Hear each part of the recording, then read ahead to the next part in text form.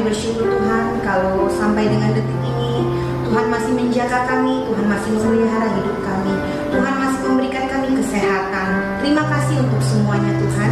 Pagi hari ini Tuhan kami mau mengucap syukur Tuhan atas segala kebaikan Tuhan dalam hidup kami. Kiranya Tuhan kami mengundang Engkau untuk masuk di dalam ibadah kami hari ini, agar kami Tuhan bisa semangat dan bersuka cita. Kami serahkan semuanya ke dalam tangan Tuhan. Yang di dalam nama Tuhan Yesus Kristus kami sudah berdoa dan mengucap syukur. Amin. Shalom adik-adik, apa kabar semuanya? Hari ini hari Minggu lagi nih ya. Kita mau bersuka cita, kita mau memuji Tuhan. Kita mau angkat pujian biar bumi akan berlalu. Ya adik-adik, kita sama-sama memuji Tuhan ya.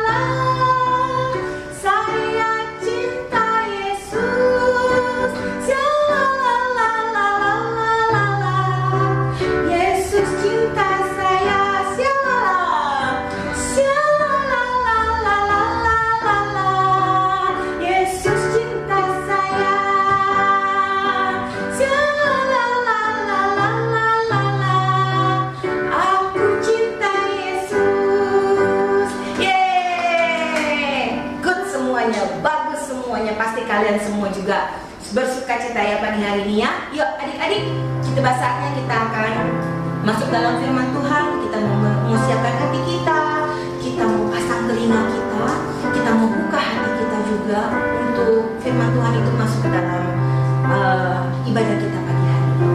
Adik-adik, kita mau angkat pujian Ku Cinta Yesus. Kak Foni percaya kalian semua pasti mengasihi dan mencintai Tuhan Yesus. Kita mau angkat pujian dengan sungguh-sungguh.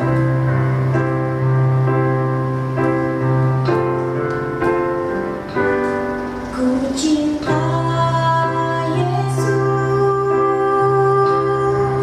sungguh aku cinta Yesus.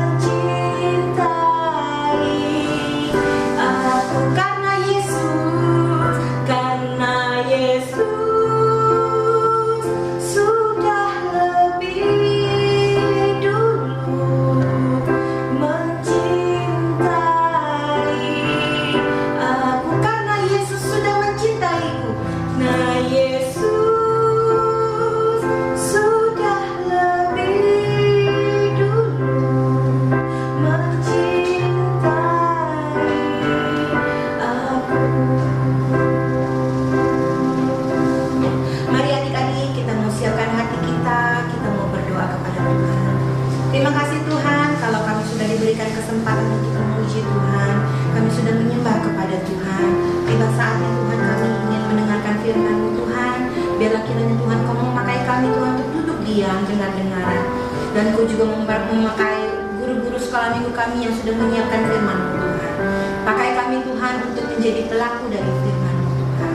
Terima kasih Tuhan, kami sambut firman-Mu Tuhan hanya dalam satu nama, Tuhan Yesus Kristus. Haleluya. Amin. Selamat hari Minggu adik-adik, selamat beribadah, Tuhan Yesus memberkati. Dah. Halo adik-adik semua, selamat hari Minggu. Kita udah memasuki bulan baru, yaitu bulan Mei. Adik-adik keren banget udah setia mendengarkan firman Tuhan ya. Nah, kali ini kita juga mau belajar firman Tuhan lagi. Ceritanya itu tentang ketidaktaatan Saul. Nah, ceritanya diambil dari kitab 1 Samuel pasal 13. Oh, sebelumnya adik-adik udah kenal kan siapa Saul itu? Jadi Saul itu adalah raja pertama atas bangsa Israel.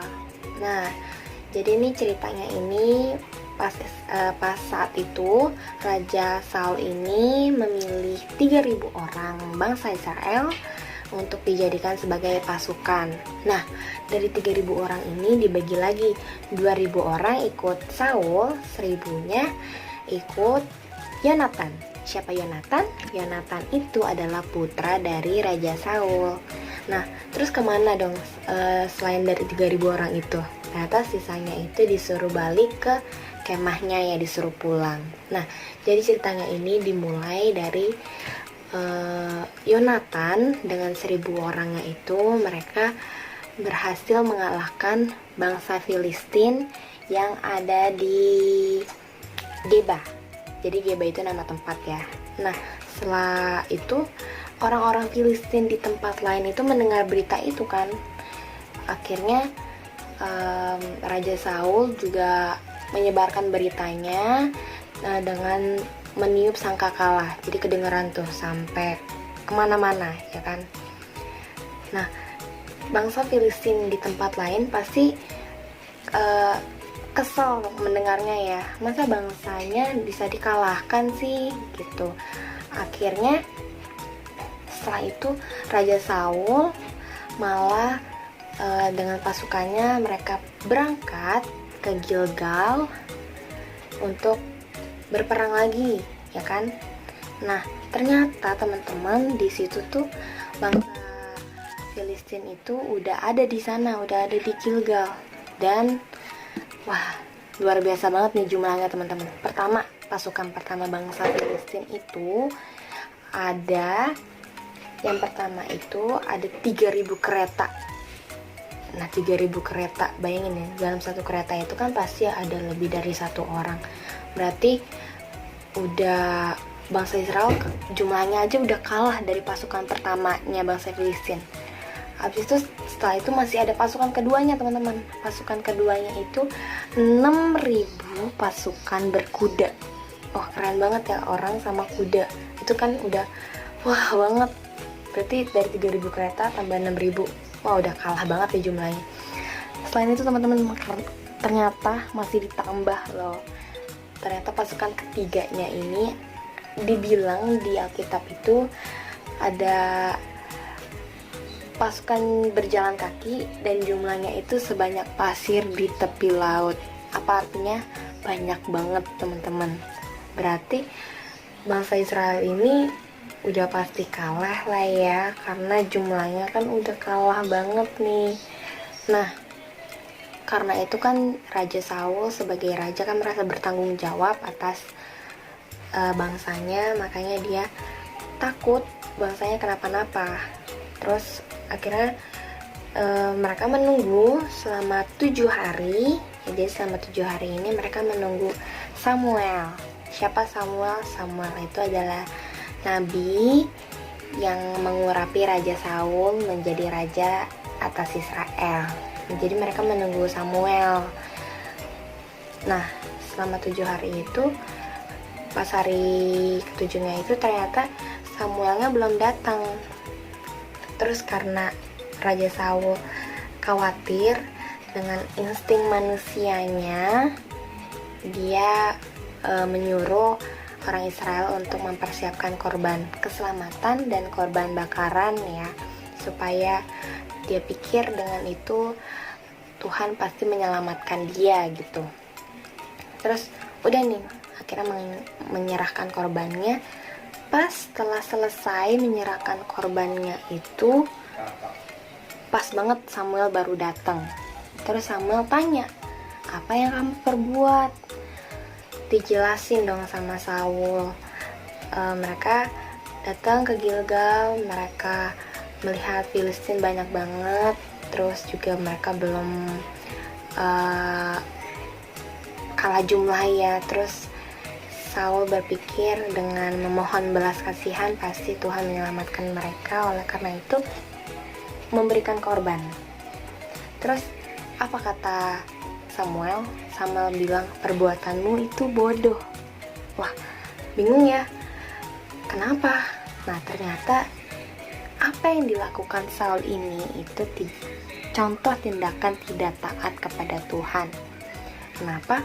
Karena Tuhan gak berfirman menyuruh Saul melakukan itu semua. Jadi apa yang dilakukan Saul itu adalah hasil rancangan di dalam hati Saul sendiri, bukan menurut perintah Tuhan, bukan sesuai kehendak Tuhan. Nah, teman-teman, akhirnya tuh posisinya Raja Saul, dan ternyata ditulis lagi, ternyata orang-orang Israelnya tuh sisa 600 orang yang siap melawan, karena yang lainnya itu ngumpet ya, karena gemetar melihat pasukan Filistin yang sangat banyak dan pastinya secara alat perangnya lebih kuat ya. Nah teman-teman, di sini kita mau belajar, saat kita melakukan sesuatu yang tidak sesuai dengan firman Tuhan, kita pasti mendapatkan konsekuensinya, dan ini membuat Tuhan sedih loh. Kenapa? Karena saat kita nggak melakukan sesuai kehendak Tuhan, Tuhan pasti sedih, karena rencana Tuhan di dalam hidup kita masing-masing bakal jauh dari terlaksana, teman-teman, gitu ya. Nah, kalian tuh pasti pernah dengar ya, banyak rancangan di dalam hati manusia, tetapi hanya kehendak Tuhan yang terjadi. Jadi walaupun apa yang kita pikir itu, kita merasa itu benar buat dilakuin, itu belum tentu sesuai kehendak Tuhan, teman-teman. Kalian boleh berpikir, kayaknya yang melakukan A begini deh, kurang baik, kurang enak deh nanti hasilnya. Terus kalau melakukan B, pasti lebih instan, lebih enak banget hasilnya. Tapi ternyata kehendak Tuhan itu A. Kenapa? Karena Tuhan itu bukan fokus sama hasilnya, tapi Tuhan fokus sama membentuk diri kamu. Tuhan mau membuat kamu, karakter kamu menjadi anak yang taat, anak yang baik, anak yang denger-dengeran.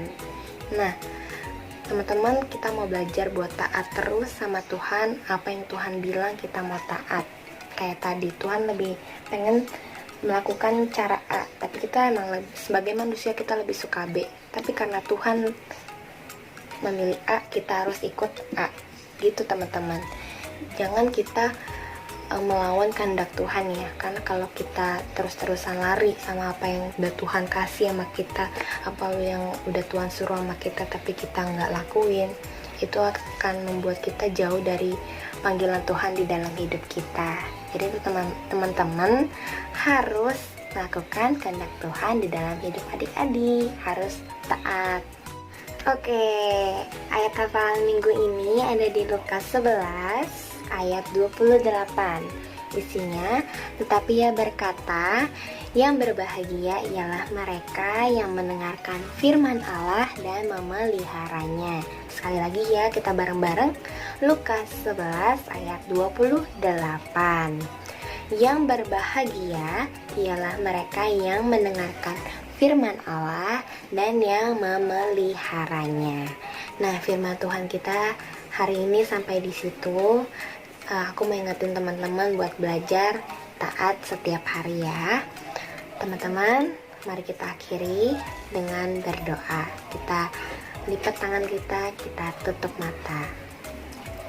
Tuhan Yesus, terima kasih buat hari ini kami bisa mendengarkan firman Tuhan, kami bisa belajar dari tokoh Saul, kami bisa belajar bahwa kalau kita tidak taat, kita bisa menerima konsekuensi yang tidak enak. Oleh karena itu kita mau belajar buat menjadi anak yang taat, menjadi anak yang dengar-dengaran sama perintah Tuhan. Kami juga mau belajar dengan langkah pertama kita, seperti kita mau dengar-dengaran sama apa yang orang tua kita bilang sama kita, supaya kita bisa menjadi anak yang baik, supaya kita menyenangkan hati orang tua kita, dan kita juga bisa menyenangkan hati Tuhan. Terima kasih Tuhan, kami percaya Tuhan pasti membimbing kami sampai menjadi anak yang serupa dengan karakter Yesus Kristus. Terima kasih Tuhan, Tuhan Yesus baik. Engkau pertemukan kami kembali di ibadah online minggu depan, Tuhan Yesus. Terima kasih Tuhan, kami telah berdoa dan mengucap syukur. Haleluya, amin. See you, God bless you adik-adik.